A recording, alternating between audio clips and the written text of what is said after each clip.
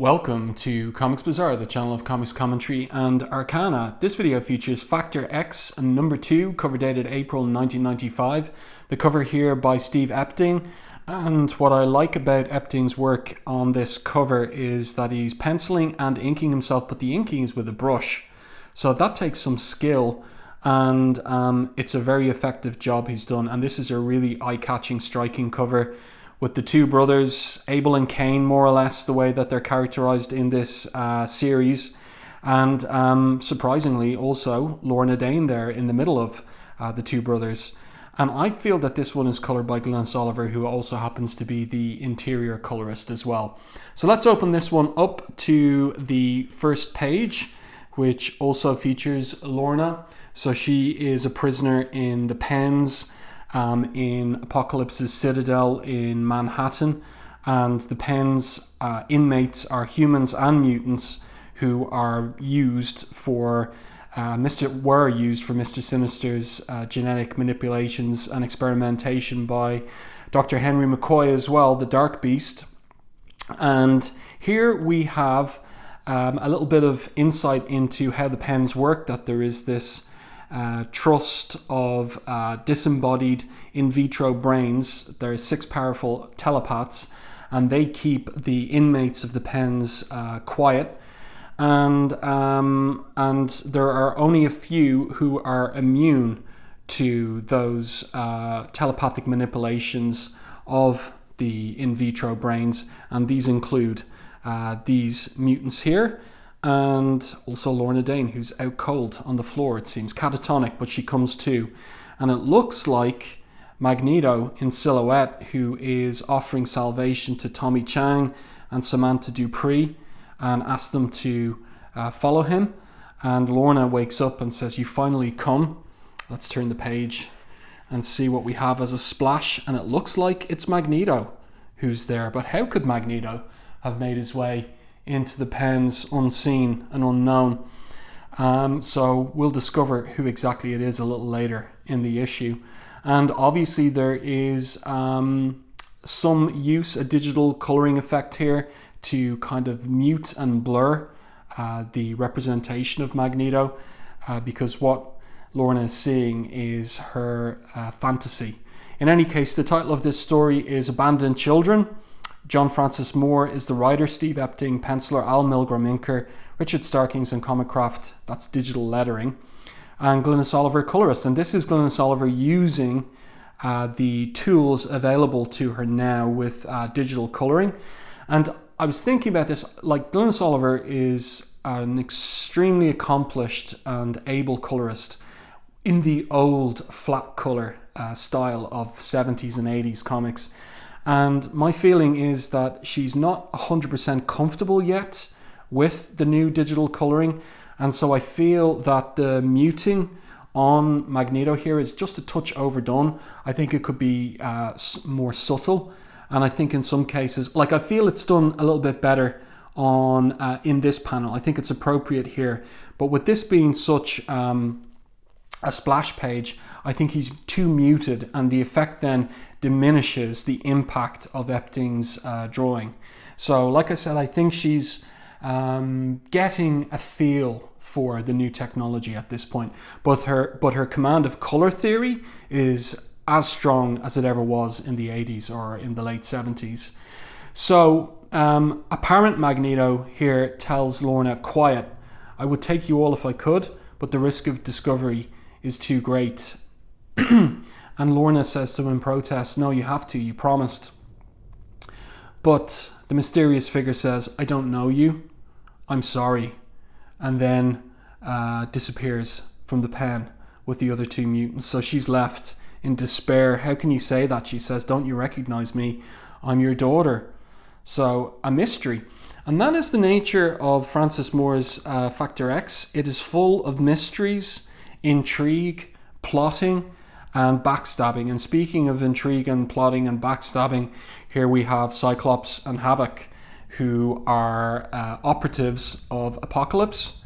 And Apocalypse is, of course, the ruler of North America in this alternative reality. And he's considering here the betrayal of his former horseman, Mr. Sinister. And talking about him here, look at his obsession with the familial pair of alpha mutants chosen for his elite mutant force. And Alex says, but surely he's not foolish enough to challenge you, my lord. And Apocalypse, holding a skull, says here, directly no. Sinister is far too clever to make that mistake. No doubt he even now has initiated some desperate scheme designed to dethrone me. Let him play his game. In his soul he knows its inevitable outcome will be his death, as he smashes that skull. And declares, for centuries I've filled oceans with the blood of my enemies. I've built an empire on the bones of those who oppose me. Literally, his throne is atop the bones and skulls of those who oppose them. I'm Apocalypse, I endure.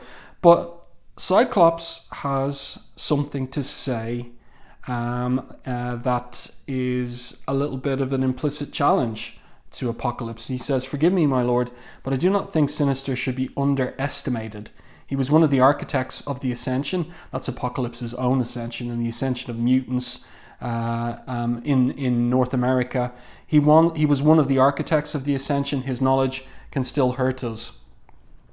So how's Apocalypse going to respond to that? By the way, I should make the point before moving on. Just a great piece of work on this page from the whole art team. Epting and Al Milgrom and Glynissolver. Really, really great work on these pages. So let's continue. We've got a nice anchor image there of Apocalypse in his Age of Apocalypse outfit, which I know some people don't like, but I think Epting makes it look pretty cool on this particular page here. And Apocalypse is impressed with Cyclops. Unlike your brother, he says, you do not recoil from my rage. You stand your ground. No wonder Sinister spoke highly of you, Scott Summers. Perhaps in the conflict to come, you will take your mentor's place and stand at my side as a horseman. And Cyclops' response is, whatever you will, my lord, but look who's not happy about that. It's Havok.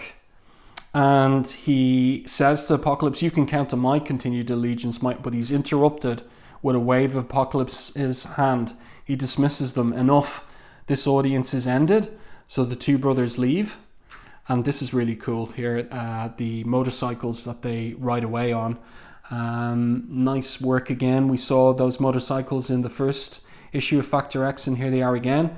So I like it. And Havok is complaining. Bad enough, you were always Sinister's favourite, he says to Cyclops. But now Apocalypse offers you the rank of a horseman. You get everything handed to you on a silver platter. And Cyclops responds, I never asked for any of it, Alex. You know that. So Alex Summers, the younger brother, bitter, envious, and here scheming against his brother. I'm sick of you treating me like a child, Scotty. You don't deserve to be a horseman, brother, but I do. And if I have to kill you to prove it, I will.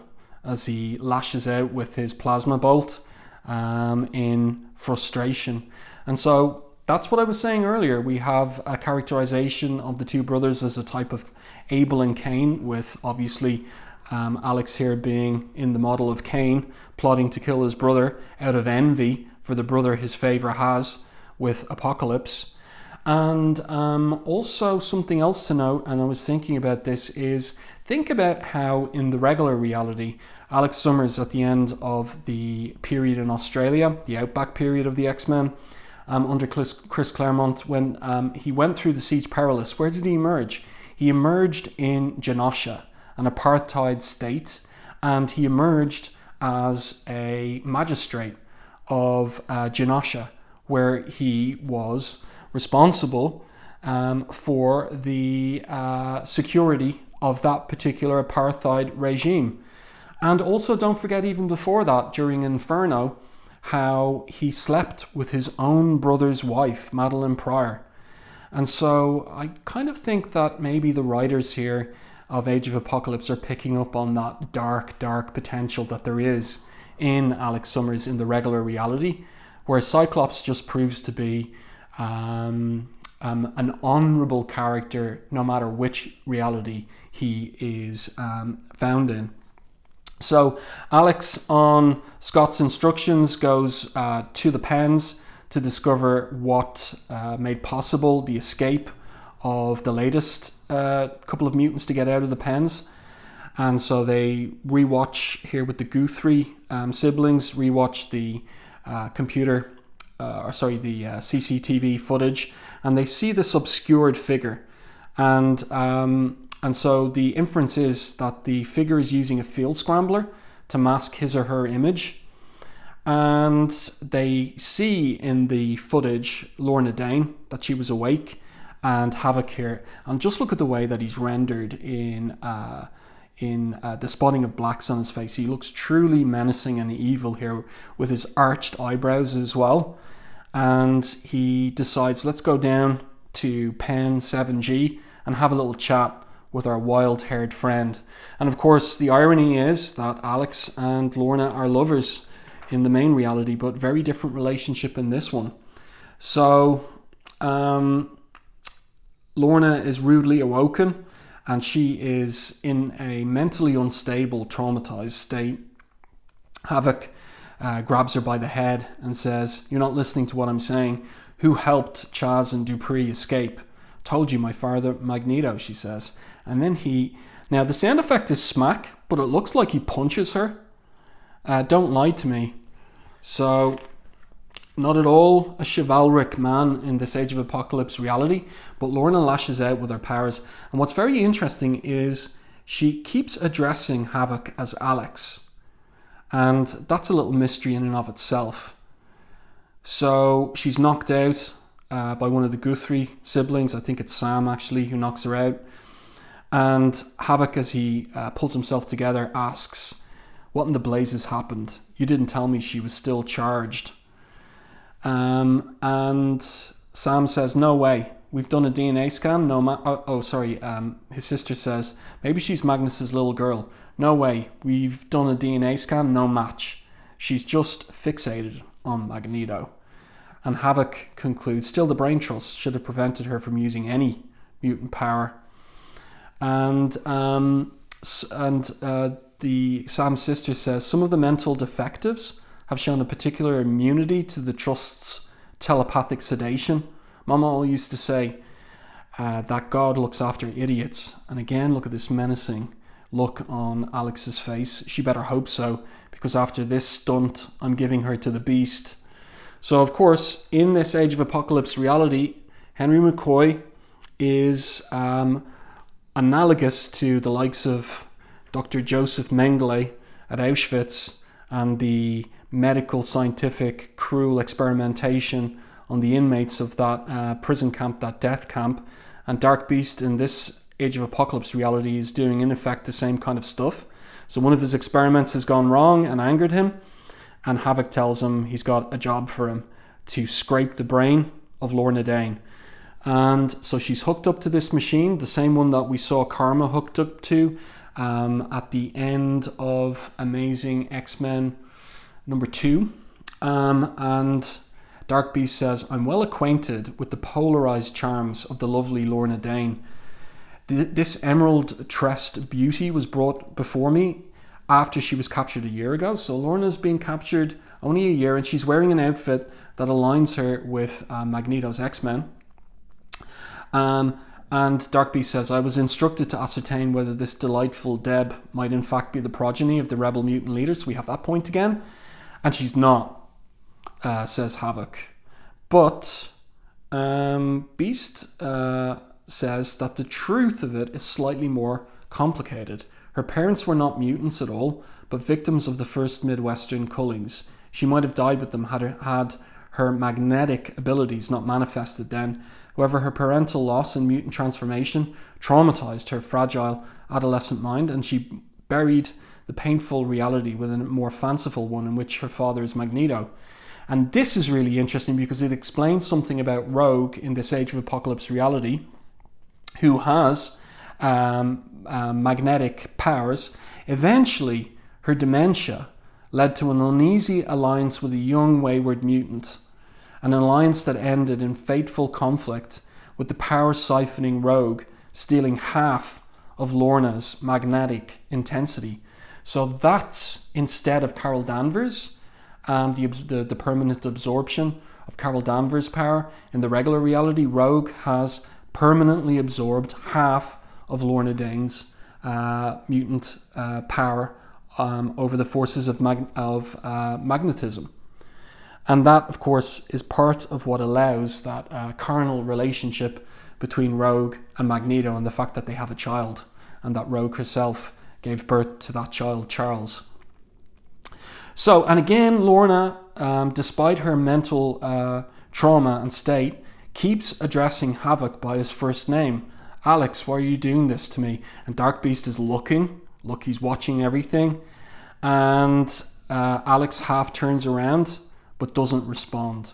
So what exactly is their prior relationship?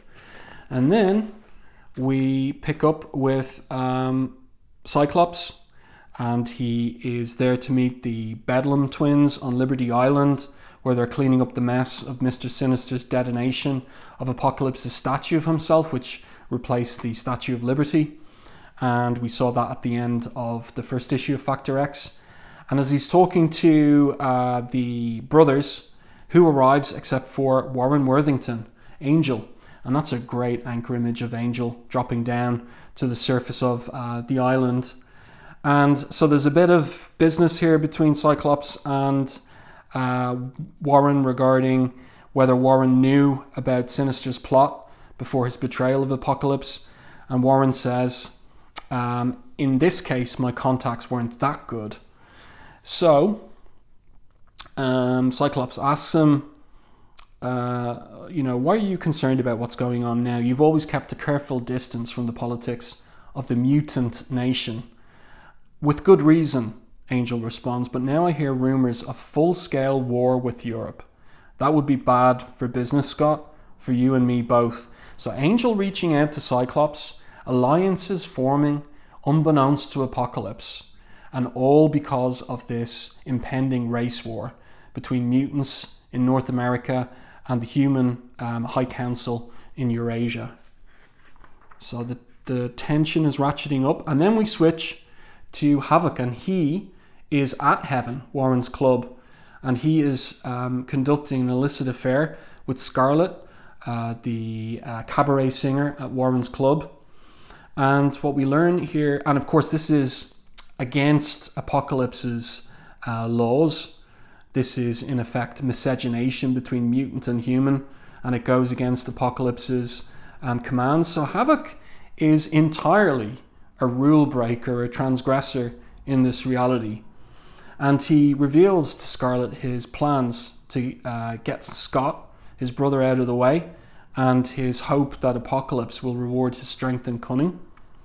And Scarlet says to him, but darling, Cyclops isn't going to simply resign his commission. How will you? And Havok replies, the less you know, the better. And she says, be careful, Alex. I don't want anything to happen to you. I think I've fallen in. And he just walks off. Don't say it, Scarlet, not even if you mean it. You're human. It's already complicated enough. As he walks out and the phone rings. And who's on the phone? Well, we don't learn exactly, but we learn from what she says to this person. Look, things are getting too hot for my taste. They picked up Karma from the club yesterday, and that's what I mentioned earlier. She was interrogated and tortured in Amazing X-Men #2. I need a ticket out of here fast, she says. You don't know what they'll do to me if they learn I've been working for the council too. That's the Human High Council in Europe. So Scarlet is a femme fatale, a classic femme fatale, and she is leading Havok on and selling the information to the Human High Council. So lots of intrigue, lots of plotting, lots of backstabbing in this particular series, and I like it. So then we switch back to the Dark Beast's laboratory where he's torturing Lorna, and he's getting nowhere. So he decides he's going to open up her skull in order to get right into her brain by doing a little brain salad surgery, he says. And then he's stopped just before he drills into her skull. And who is it? It's Cyclops. And Cyclops says, no more, McCoy. You're violating a direct order.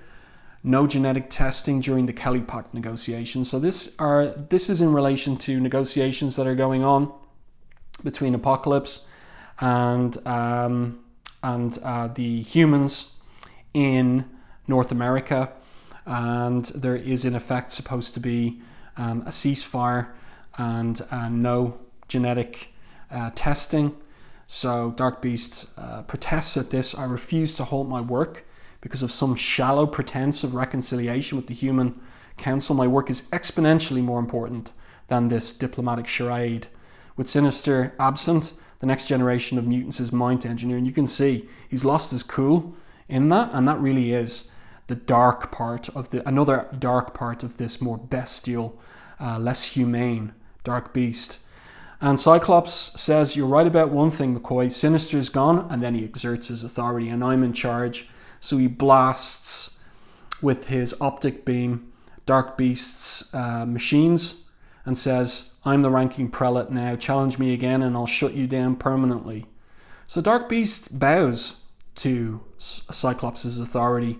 Understood, he says, but here in deep silhouette we can be certain that he has his own plots and schemes against Cyclops for interfering with his genetic testing and manipulations.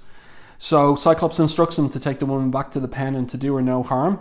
And when she sees him departing, she seems to see him as Magneto. And that's intriguing. So let's continue with the story. It's about to wrap up soon. And it's nighttime. And I love the colours on this page. Glenn Oliver really nailing the nighttime palette in this particular sequence at the end of the issue. So this figure cloaked, but with a flashing eye, comes to get Lorna Dane up from her prison cell in the pens, takes her hand and leads her out through a what do I want to say, like a secret exit out of the pens. And he tells her, "There's a member of the underground waiting for us at the river. She'll take you north where you'll be." Now they're interrupted, let's turn the page, by Northstar and Aurora, and we saw them in the first issue, but we haven't seen them since. So here they are in this issue. Great art on this anchor image. Great anatomy work on Lorna climbing up onto this piece of rubble, and the two twins alighting from the sky, and Cyclops ready to attack them. So he blasts Northstar, and then Aurora gets ready to electrocute him, but she's knocked out with a big hunk of metal. Looks like a wrecked car that Lorna throws right at her. So great work on this double page spread by Epting and the art team. So the figure, oh, by the way, I did say Cyclops, yes. So we know that it's Cyclops. Here's his distinctive sound effect for his optic blast, Zark.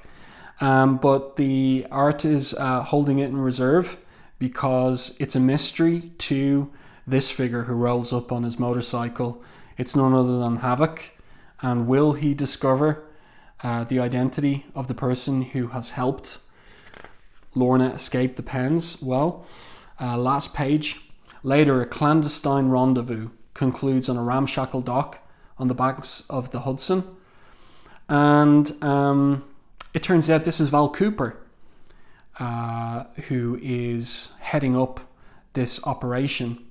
And she asks Cyclops whether he's going to come with her or not. Oh, sorry, Lorna asks him. And he says, "I can't, Lorna, I've obligations." This is a nice top-down shot here. "Take good care of her, Cooper. She's confused. She's been through hell." And Val Cooper responds, "Haven't we all? You know, when you first contacted me, I thought I was being set up. I mean, you're the last mutant I'd have ever expected to help the underground. But I couldn't afford to risk turning you away. Excuse me, if you were serious. I don't know why you're risking everything to do this, but for what it's worth, you've saved some lives." So, Cyclops is a kind of double agent within Apocalypse's EMF, and he has been covertly helping mutants escape from the pens, but he's been rumbled by his envious, vengeful brother, who is absolutely delighted that he's caught Cyclops in the act. I've got you this time, brother. So, what a cliffhanger to conclude the issue on. The murderous rivalry between Havok and his brother really ramping up now. So next, as Havok takes control of the pen, Cyclops is undone by the return of the woman who has haunted his dreams, Jean Grey. So there you go. I do hope that you enjoyed this review and commentary on Factor X number 2. If you did, please like the video on YouTube, and if you haven't done so already, subscribe to the channel and stay tuned for more content like this.